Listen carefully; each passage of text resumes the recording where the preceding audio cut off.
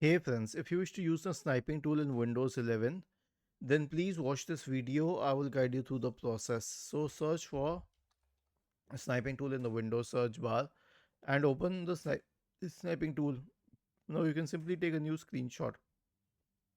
That's how easy it is. But here's one more thing that I will advise you.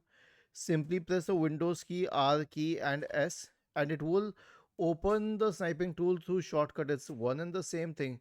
This is way easier. Another thing that sniping tool allows you to do is that it allows you to record. This is the record button. Okay, so you can start a new section for recording. Then click on start. It will start in 3 seconds. You can also change the timer, and then you can click on stop recording to stop it. It will allow you to edit it in Clipchamp as well. And the shortcut for this is Windows plus Shift plus R. Okay, it does the same thing. And then you can start the recording.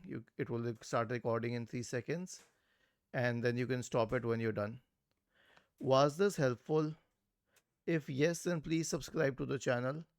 If not, then let us know in the comment section of the video on how we could help you further. Thank you for watching this video and have a nice day.